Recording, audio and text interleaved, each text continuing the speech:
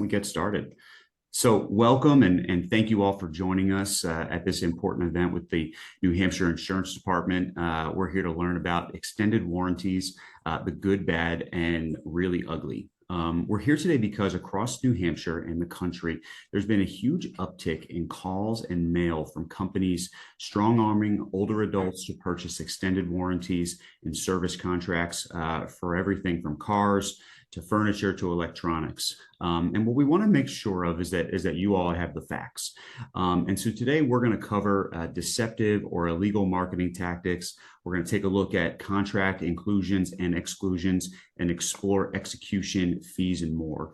We'll show you how to spot red flags, assess if you really need to purchase an extended warranty, and where to go to report deceptive and aggressive marketers. We're also going to leave plenty of time for your questions. And my name's Mike Padmore. I'm the Director of Advocacy here with AARP, and we're real excited to have this partnership with the New Hampshire Insurance Department to do this. And so to get started, what I'd love to do is I'm gonna introduce DJ Betancourt, who is the Commissioner of the New Hampshire Insurance Department. DJ Betancourt, he's formerly the Deputy Commissioner of the New Hampshire Insurance Department, assumed the role of Commissioner after being nominated by Governor Chris Sununu and confirmed by the Executive Council in September 2023. He initially joined the department as Deputy Commissioner upon his nomination by Commissioner Christopher Nicolopoulos in January of 2021. Prior to his tenure as Deputy Commissioner, Betancourt held the position of Governor Sununu's Policy Director for the span of 4 years, during which he also served as the Governor's liaison to the Insurance Department. Before his time in the Governor's office, Commissioner Betancourt had a distinguished 8-year career from 2004 to 2012 in the New Hampshire House of Representatives, including a 2-year term as Majority Leader. Throughout his legislative service, he played a pivotal role in shaping policies that had a significant impact on the insurance industry. Betancourt holds a Juris Doctor degree from the University of New Hampshire School of Law, along with a Bachelor of Arts in Political Science and Communications from the University of New Hampshire. So with that, Commissioner Betancourt, take it from here. Thank you so much, Mike. Thank you for that introduction. And thank you so much to AARP for giving us the opportunity to do this webinar. The New Hampshire Insurance Department is the chief regulator of the insurance industry in the state. And we have 2 core missions. The first is to ensure competitive insurance markets, and the second is to advocate on behalf of consumers. And so much of what we do is driven by the feedback that we get from consumers. And so when we're talking about consumer guarantee contracts, what really motivated us to take a hard look at what was going on, and ultimately, and James, I'm sure we'll talk about this, to move forward with legislation to bring reform to these products, which will be taken up by the legislature next year, was the feedback and the experiences that we were hearing from consumers. And so, again, as part of that consumer protection aspect of our mission, we take very seriously opportunities to do educational outreach. And so the culmination of those priorities is kind of what brings us here today, and we're really looking forward to this opportunity. I am joined by my colleague, James Fox, who is the head of our Property and Casualty Division. Emily Doherty is with him. She is the chief legal individual for that division. And they're going to take you, as Mike mentioned, through some of the things that we are seeing with these particular products and how you can best protect yourself from some of the really negative things that we're seeing as of late. And so with that as an introduction, I'll turn it over to James and Emily. Thank you, Commissioner. My name is James Fox. I'm here with Emily Doherty. She's not on camera, but she's with me, and she's my lawyer and the commissioners. This I view as probably the most important topic I've dealt with here, and I've been here 11 years. We are dealing with consumer guarantee contracts. They're a bit of an unusual product in that they're not insurance, but they operate similar to insurance. They're really known as either service contracts or extended warranties. So when you buy a product, so it has to be a consumer product, you get a warranty usually, and then these are layered on top of that, the usual warranty you get. So let's say you had a car with a 3-year warranty, then you get an extended warranty. It usually starts after the 3 years. And it's not usually by the manufacturer of the motor vehicle. It's by a third party for a separately stated price. And then you're supposed to get basically what's wear and tear coverage. So that's probably the big divider between a service contract and a real insurance policy. So in insurance contracts, you have perils. Like the most obvious one, if you have a homeowner's policy, it's fire.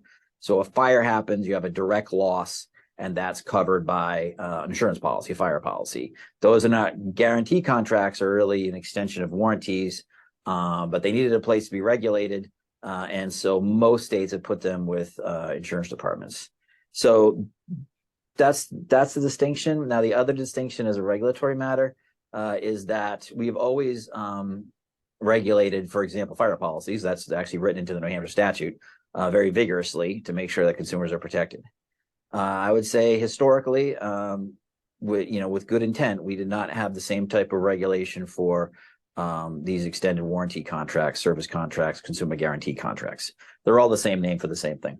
But now, based on what a few people call an uptick, I'd say it's almost like more than an uptick. We have received so many flyers, mailings from different entities that we are getting very concerned about the design, particularly of these call them advertisements, that they seem to be designed to confuse. And then if they're designed to confuse, the group that we're most concerned about is seniors. So that's why Commissioner Betancourt instructed me to take a look at this product and see where we can increase regulatory oversight more towards what we do for insurance products. So so that's the what it is and a little bit of the problem. And then, so who are we talking about? So we actually, when speaking with a person from AARP, I think they put it extremely well. There are three types of entities. There are what we would call the reputable entities. So a reputable entity in our mind is someone who's registered at the New Hampshire Insurance Department. So insurance companies are licensed. The consumer guaranteed contract companies are called obligors. They are registered here. And then they sell products. So if they're registered here and they're selling a quality product, then that would be something we could use as a reputable. And then we have, on the other end of the spectrum, we have the what would be viewed as a scam. They're not registered here. They may not even have contracts. They're just trying to get someone to get a flyer in the mail, usually, to make a phone call from that flyer and then give out their banking information so that the money can be withdrawn from their account without receiving a contract or anything. And then in the middle of that group is the dubious group. That is the group that they are registered here, but there may be concerns with either how they're operating, what we call conduct, and how their contracts are written. So those are the three. One of the ways that we're actually looking outwardly to the companies and making them make changes, hopefully through legislation. So that'll be the legislature's choice this winter. The other thing we're doing internally, one of the things we're working on is better communication from the department about who is at least in the dubious group or the reputable group. So we're going to have right now you can call the consumer division and keep Nyan if you had a question about a particular company or somebody who has a flyer that has a company's name on it, or we're also trying to update the website so we'll have a list of all the registered companies. So if you get a flyer without someone on that list, you should not respond to it. Then, as mentioned, who is the regulator of these products? In many states, I think most would be the word. It's the insurance department. If it's not the insurance department, I believe it's mainly the attorney general's offices. So if this goes beyond New Hampshire, you'd want to check in your state. I think that's not naturally known to a lot of people, that if they get a consumer guarantee product issue, that would be called the insurance department. So that's why we're doing this particular webinar, and we're also trying to do as much outreach as we can to kind of get the word out that we're here to help, and we are trying to increase our oversight and try to get more feedback and increase transparency from the department, transparency from the companies, and that's been our overall drive at this point. Now, they talked about deceptive, and deceptive comes in a lot of different ways. There is the marketing So if you look at insurance laws are very concerned about unfair insurance trade practices, and that usually starts with the marketing.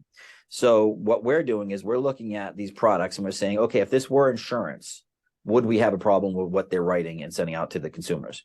In a lot of cases, that's yes. So the first one we have a problem with is that they're unbranded. So hey, you can get a flyer and it has nobody's name on it. It just has a number and has some deceptive material. We had one woman who thought she got a notice that she had not registered her car and that she needed to call to register her car. It was not a notice to register her car. It was a call to try to sell her a service contract. And then we have confusing language. We have language that say things like, our records show that you have not activated your consumer guarantee contract, which obviously then implies that you have forgot to do something and you should do it. So, there's a certain segment of our population who, might be concerned about that and might call and then all of a sudden be buying a product they don't need nor want. So that's a good example. If we received some material from an insurance company saying that, you forgot to activate your insurance policy, your car is in peril, your house is in peril, we would call that insurance company and tell them they need to stop that. So that is one of the things. They have fake deadlines they're putting in that you must respond by this date or this offer is finished. And then it follows that up with, and if that happens, all of your property is at peril.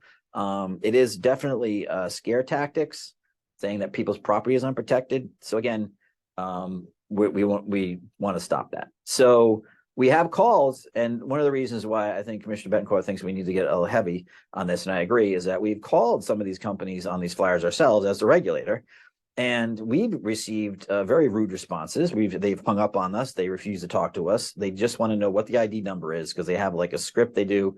We can't get people to give us supervisors, so that's probably the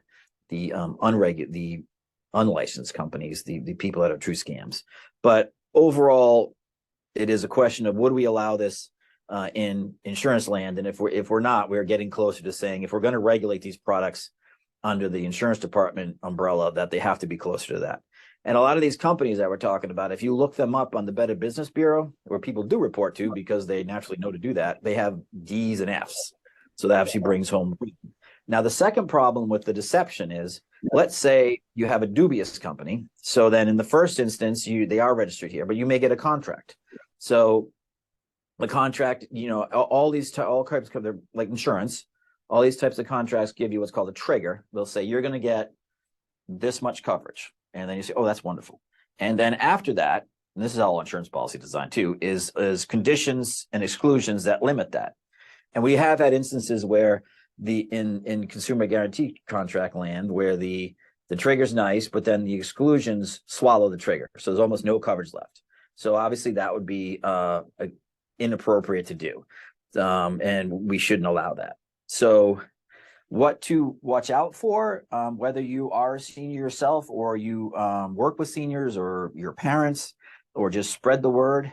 I would say in the first instance, if you get a cold call from a company trying to sell a service contract, that is not a good place to buy a service contract from. There's not time to review the actual product. Like, for example, if you buy a car, they have the product there. Or let's say you buy, and this is an example maybe seniors don't have, but on Amazon, they give you a company so you're buying from one reputable company, offering a product from another company. That's probably a good way to do it. A cold call from someone you don't know who's asking for any type of your financial information, that should be a hard no. The next one is unbranded mailers and the pressure tactics. If you get an unbranded mailer or a mailer with a pressure tactic, you should say to yourself, is this a company I want to do business with? And then, kind of layered on top of that is that you really should also just in the first instance be thinking about, do I really need this product? I didn't have this product before the flyer came. I, didn't have before the cold call was received.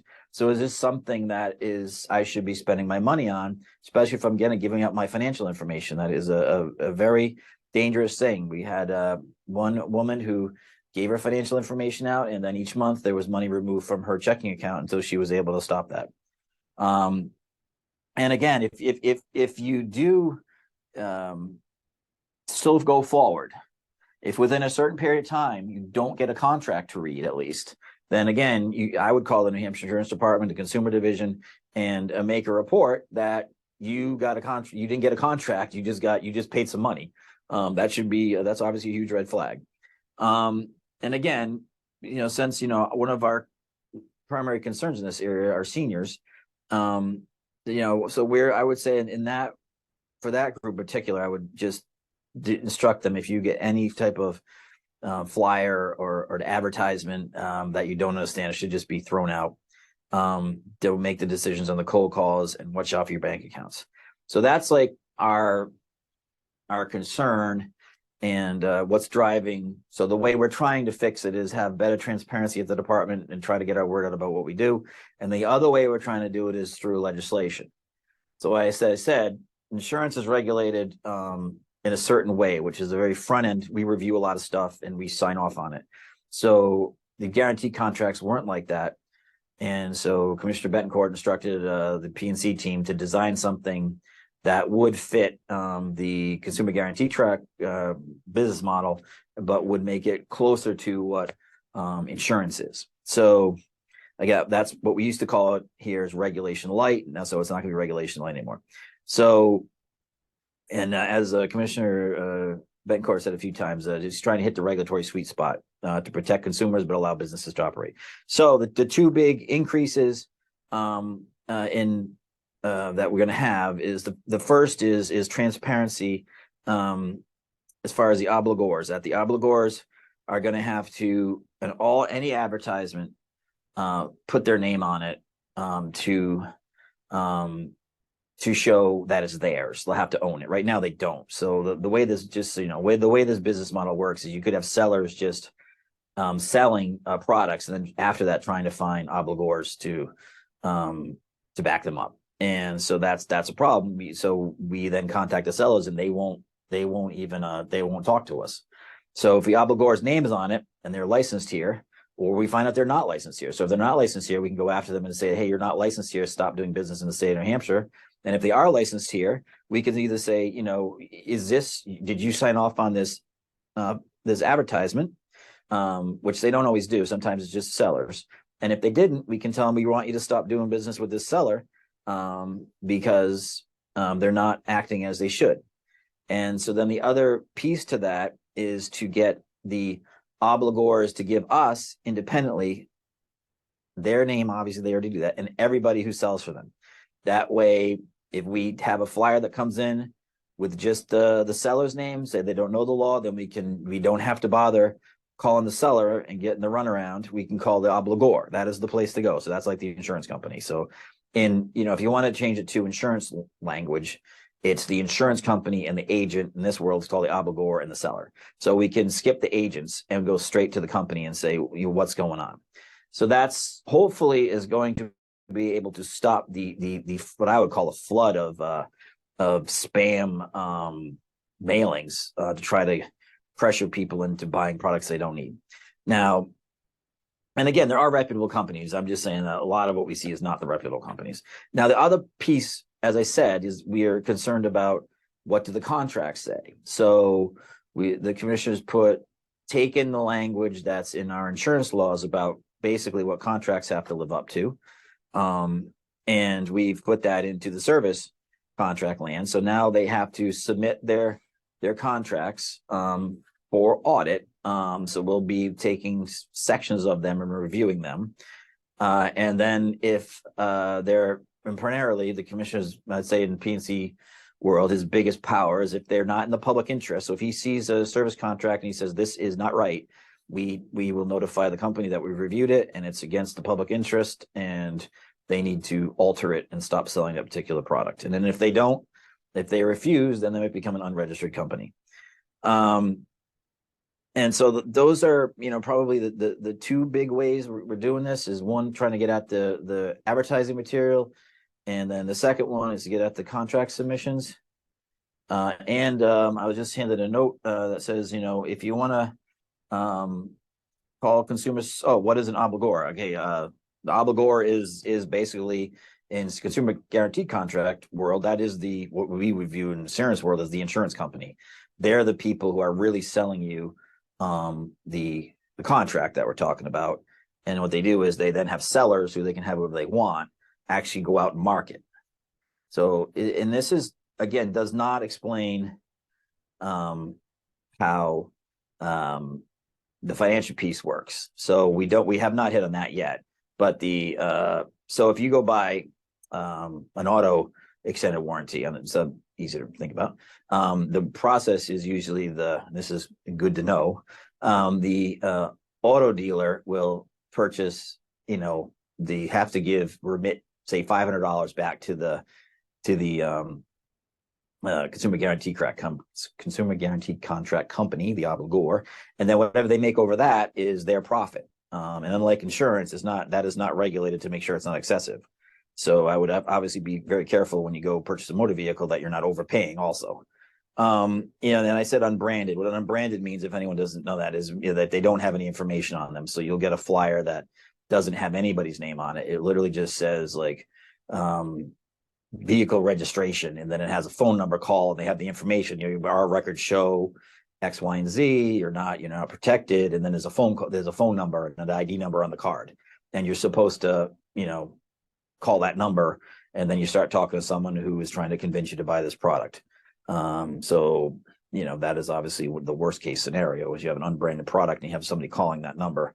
And our consumer services number, if you want to spread the word, is 1-800-852-3416, 800-852-3416. And you can also find us at nh.gov/insurance. That's our home. And we don't have the list of the actual companies up currently, but that is in the works, and that is the plan. And then the last piece of this is, so this is our kind of our roadmap, our plan of what we're going to do.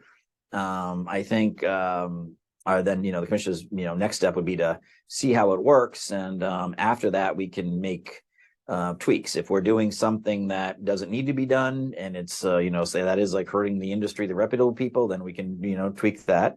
Or if we see something that's lacking for consumer protection, then we can make tweaks to increase consumer protection further. But the goal is to make sure that the New Hampshire consumers' finances, in particular, are safe, and that they're not getting hounded by either spam mailings every day in their mailbox that they're picking up, or phone calls all day long. I mean, we have had reports from some seniors that that if they make one mistake on one of these things, then they get on which is another concern, they get on like the list of people to call, because they've made a mistake and they'll probably make another one. So then their phone numbers ring all day long, and then we have suggested to them that they need to probably change their phone number, because there's no way to stop that. So we think as a department, this is a very serious situation, especially with I would say with inflation and fixed incomes, this is very serious. So we're taking it as very seriously, as I would say in P&C world, as seriously as we've taken anything since I've been here, and that's to the commissioner's credit. And we are committed to seeing this through, and to make it better in New Hampshire, and maybe that'll spread to other states, or maybe we can also learn something from other states. So that's what we wanted to get across. Sorry if I didn't do a perfect job on that one, but if you want to give me a phone call directly, my number is 603-271-2502. And I'll be happy to, if you want to have a longer question, take any questions offline too. So thank you for listening to me. Thank you so much, James. And what I'd love to do is we're going to keep monitoring the chat. There's some good information in the chat, just reinforcing some of what James just went over. I'm going to kick it back over to Commissioner Betancourt, just to see anything else that you want to kind of catch up on, Commissioner? Sure. Well, first and foremost, James, very nice job. As James mentioned on several occasions, and I want to stress this point, if you receive something that you're not sure about, if you encounter a situation that makes you feel a little bit uncomfortable, has you asking some questions in your head, please, please, please give us a call. Our consumer division is comprised of 8 people. Their sole job in our department is to take in consumer inquiries, consumer complaints. And as I mentioned at the outset of the event, the consumer experience is what drives a lot of what we do at the department. When we get several calls that have the same issue, it tells us that there's a problem that we need to address. And so along the lines of what James was describing, As we started to see those complaints, as we started to see these incidents arise, again, thanks to the consumer reaching out to us, it indicated to us that we needed to take action. And the huge aspect of this particular product is that we felt we needed to take strong and decisive action because the consumer that was being hurt, the consumer that was being impacted, were vulnerable seniors. And so when you have that component that a group of folks who are in a vulnerable position are being hurt by an insurance practice, that is going to trigger some very strong action from our department. And so that is, again, what drove today's event and what drove our decision to pursue legislation next year. I will say this in terms of the legislation. There are places for all kinds of different insurance products. There is a home for everything. And I'm not here to tell you that every single one of these products is bad. That wouldn't be true. There is a usefulness to them, not for everyone, but for some people in some situations. But what I am proud of, and what I do want to impart to you, is that as James and I and others within the department were working on crafting the legislation that you'll see next year, we were aided by the good, reputable companies who sell these products legitimately, because they understood that it's the bad actors, it's the folks who are being manipulative and using the scare tactics and the other things that James mentioned that are ruining the reputations for all of the companies that are trying to do this thing right. So I appreciated their help and I appreciated their cooperation in this process. Their interests are fairly in line with ours, which is let's make sure that the consumer is protected, that if the consumer needs the product, they have access to it, but that it's being marketed to them in the appropriate way. So I'll end as I began. If you have any questions, do not hesitate to reach out to the insurance department. It really does make a difference. It makes a difference for us to understand what's going on, and it helps us to understand what actions we need to take that are in the best interest of the New Hampshire consumer. So thank you, Mike. Thanks, Commissioner. And I'm going to go into the chat. We've got a couple of questions here. And one of the things I'm noticing, and we've got some folks from some non-New Hampshire residents that are joining us for this presentation. What would you guys suggest for folks maybe outside of New Hampshire? Do you have any recommendations as to if they encounter some of these different things? Yeah, I think as James mentioned, the first thing to do is to reach out to your state's insurance department. Most likely, they're going to be the entity that regulates these products. But as James mentioned, if not, and they care about consumer services and good customer service, which I think they will at least direct you to the entity within that state who can help you. That's perfect. I'm going to ask, I want to reinforce actually just a couple different things just from some questions that we had in the chat. So one was, will this recording be available afterwards? The answer is yes. We will have this on our Facebook page, and we did link that in the chat as well. Second is like handouts. One of the things that we're going to be doing is sending out an email that's going to have some links to some different resources that we kind of covered in this presentation as well. The last thing I'm just going to reinforce is just the number that was provided for the New Hampshire Insurance Department and the website. Take a look at the chat. It was provided in there. It is 1-800-852-3416. And then the website is nh.gov/insurance. And again, that is in the chat that folks can copy down and grab. I don't see any other questions. I think, we do have one actually that just popped into the chat. So I'm just going to read this. This is coming from Suzanne Davis. What about home appliance warranty contracts? I recently purchased a new condo and got lots of mail warning me to sign up before a deadline. Any response on that one, folks? Yeah, James certainly can answer substantively, but I think that sounds a lot like the type of thing that James was describing in terms of trying to provide these fake deadlines to instill a false sense of urgency within the consumer so that consumer is going to be motivated to pursue this product whether or not they need it. But James, go ahead. I'm sorry. Yeah, so first, I know I said automobiles locks is easy, but it's any consumer product can get an extended warranty. So you're saying your home, I assume like appliances and such. So that would qualify as under the statute, the Consumer Guarantee Contract statute. And then you got a mailing. So if I got that mailing and I was actually interested, well, first thing I want to do is check with the insurance department in your state, make sure that that company's registered. And I'd probably check with the Business Bureau to make sure to see what their rating is. And then only after that would I even consider it. And if, as the commissioner said, if they're already using pressure tactics, it's almost like, I would say there's an inverse relationship. The more pressure you get up front, the less consumer assistance you get on the back end, because that's probably not a reputable company. And once you fall into the non-reputable companies, then yeah, they want to sell you the product, but it's that old, like, we're here to collect the contract price, we're not here to give you services. So I would be concerned about any pressure contract that was put in an advertisement. Couple more questions, and I think I'm going to kind of ask these in kind of in tandem. I think it's a question that kind of goes off the last one. Could you list some that are worth considering? And then I think as a follow-up to that, are service contracts ever worth purchasing? The second one I heard. So are they worth purchasing?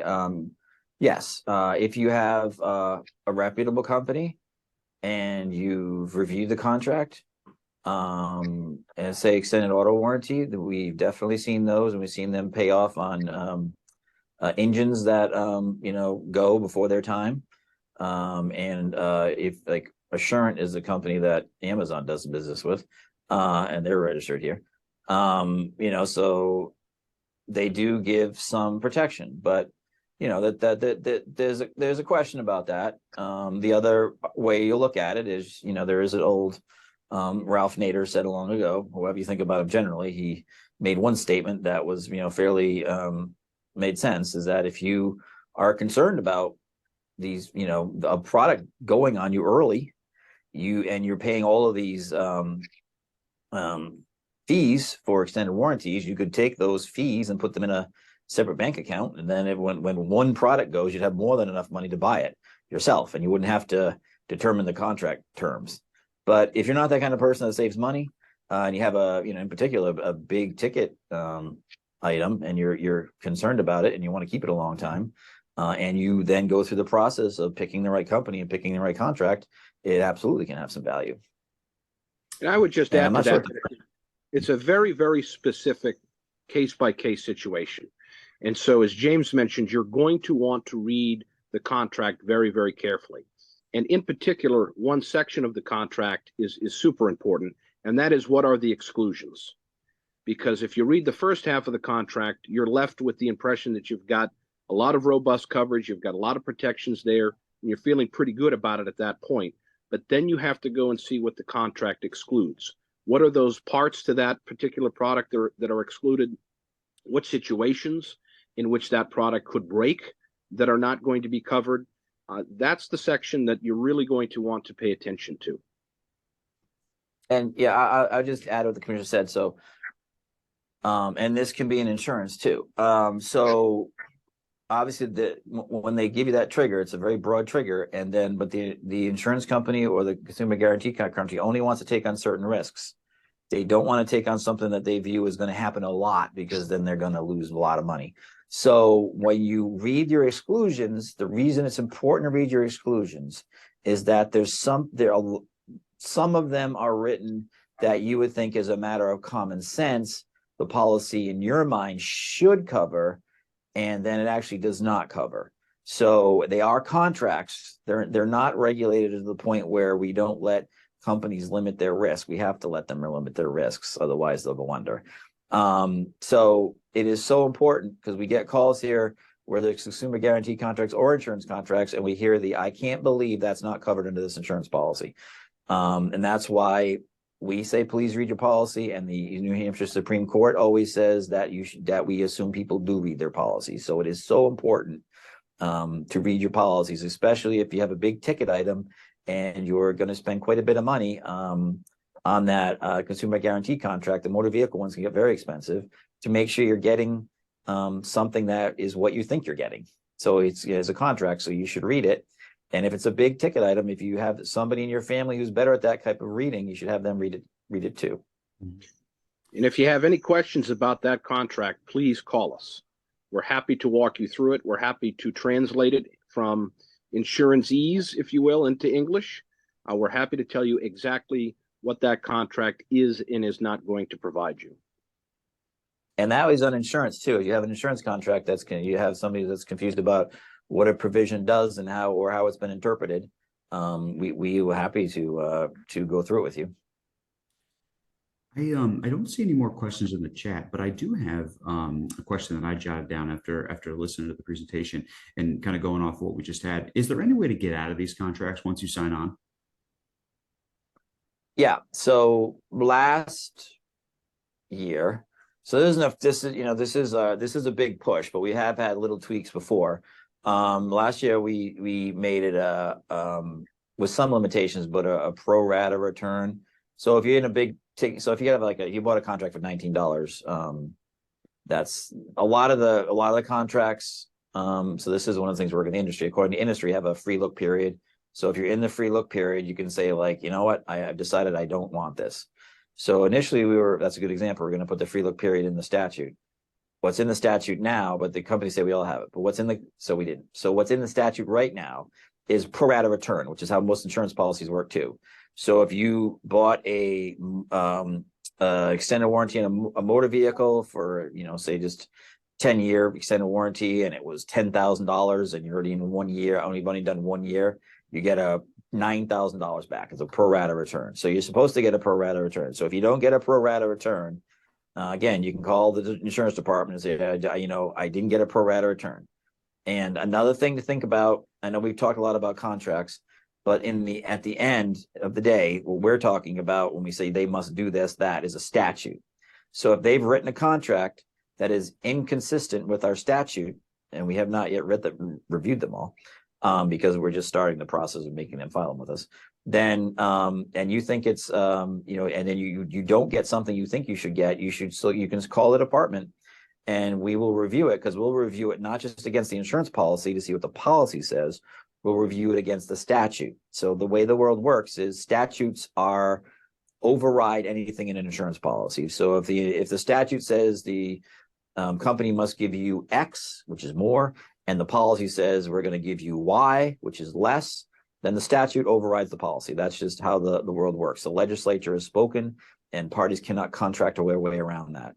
So if you think something is completely wrong, you should, and if you bought one of these products, you should definitely give us a call. And then two things can happen. We could either agree with you, or we could say, you know what, it doesn't work that way currently, but that's a good way we find legislation. And maybe the next year we pass new legislation that will protect the next person. So it's like a pay it forward way. So it is super important to let us know if there's something that you view as against the public interest in particular, because that's how we usually push forward on things.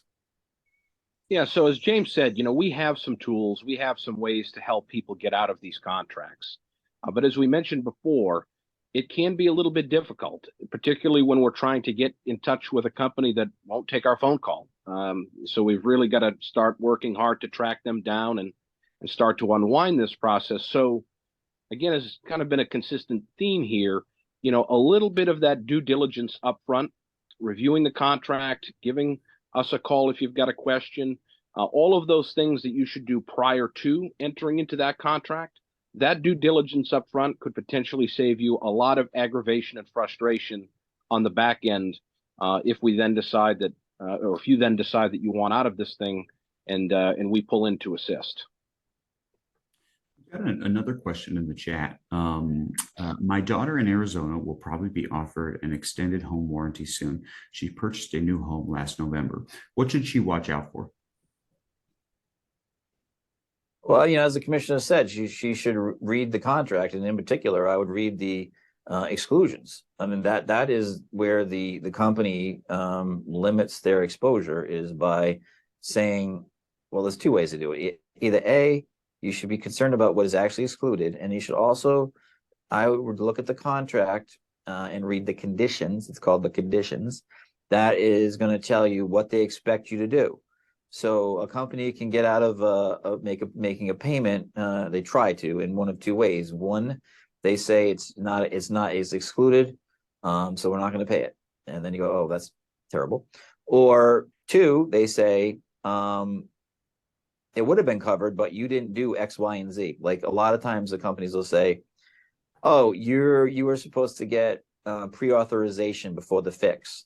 And then you say, wait, I got approval to go to this, do you have this entity, this repairman make the fix? And then I don't understand. You're like, yeah, we gave you approval for the repairman, but we did not give you, he needed to call us to get approval for the actual fix, and he didn't do that. So now we're not going to make a payment. So we've had that come up a few times, and our position is that's unfair. That's an unfair trade practice, and we don't allow that. But each state's different. So I would definitely read my policy closely. And, if there's a way to, whatever company you're going to deal with, again, if you look at the Better Business Bureau, they're very good. More people contact them about these things currently than contact us. So if you look up that company and it comes out with like F, it'll have the same problem over and over again. It'll say, I bought this contract. I had a problem. I called them. They didn't call me back. I've called them 15 times. They've given me the runaround. They say they're going to call me back. And then that is a company not to do business with. That's another way to check. The Better Business Bureau does a good job of that. Yeah, the conditions part of the contract is key, as James mentioned. We've thrown out, I know, a number of technical terms here this morning, but when you think conditions, the easy way to remember it is the hoops that you have to jump through in order for the company to pay out on the contract. So we're coming to the end of our time here, and I want to ask one question that kind of reinforces, and I think is probably one of the more important ones to just kind of leave us with here. What are some of the key red flags that might indicate that a policy is not legitimate? And I know you guys have covered this, but I just kind of want to reinforce this as we kind of close out here. Yeah, James can certainly add, but for me, the biggest trigger, as was mentioned, is if you get something that's unbranded, that should automatically be a red flag, because the company at that point is engaged in something that they know is probably not ethical. And so therefore, they're not going to put their name on it. So that is the hugest red flag for me, but James may have some others as well. I would say, in terms of the contract, if I were to look at a contract and I saw a lot of pages with what looked like, when you start reading it, very confusing language, and it looks like they're asking us to do a lot of stuff to get to the finish line, I would be extremely concerned about entering into that contract. If you got another contract that had a basic coverage trigger, if it wears out, we're going to cover it, and they have some very simple to understand restrictions on that seem to make sense to you, then that would be something I would go with. But if anything that seems like, what does all that mean? I would be not going with that company. But then I would go to the Best Business Bureau. So you may have a complicated contract. You could have a complicated contract, but you may have a very good company. So a lot of times at the end of the day, it's not just the contracts. It's also how the companies enforce them. So you may have one company who's doesn't use any common sense, and they enforce every provision, even if it's not being enforced for the reason they have it there. It's usually sometimes to protect them for fraud, for example, where clearly if a situation is not a fraud situation and is still insisting on enforcing it, then again, we say stop doing that. So I would say two things. Look at the contract. If you can understand it, you're starting in a good place, and then still take that company, see if they're registered at a department, especially if you have a home when you have plenty of time to shop. And then also look at the Better Business Bureau and see what their rating is. Those are the three things I would do if I were just a consumer. And I would just add to that, Mike, if you're looking at one of these contracts when you've purchased an appliance, let's say, and you have any familiarity with some of the inner workings of that appliance, I would then go to the exclusions section of that contract and see if the core parts of that particular product, that particular appliance, are excluded. Because if the core parts of that, the most expensive parts of that, are excluded, and all they're going to cover are these smaller, less important, probably cheaper items within that appliance, then you're not really getting a benefit to that bargain. You might as well forego that contract. If it's a core If it's a core thing, you're going to have to pay for it anyway because it's excluded under the contract. But if it's a smaller item, then you can just pay out of pocket and probably save a lot of money just paying for that small part to fix the appliance than you would the premiums for the contract that go on and on. And I would add what the commissioner said is that if you see a contract, which we've seen these, that say, and you're getting a contract on a big ticket item, a very expensive consumer good, and then when you look at it, it says we provide coverage up to $500. That might not and that is way insufficient for what the cost of that product, and that would be a contract I wouldn't enter into because it does not provide me the coverage I'm looking for. Well, we're coming to the end of our time here. I really want to thank Commissioner Betancourt and James for joining us this morning. And I'd love to just kind of kick it over to you guys to maybe have the final word here, and then we'll wrap up. Now, once again, we really appreciate this opportunity. This type of outreach effort is core to our mission. As I said, on this particular topic, we're really concerned because we're seeing vulnerable populations being harmed. And so we really appreciate the opportunity to come talk with the folks that have joined us this morning. And hopefully those who are not able to join will check out this program at a later time. Wonderful. Well, thank you all for joining us this morning. Again, we will have this recording on our Facebook page. I hope everyone enjoys the rest of their day. Thanks all. Thank you. Thank you.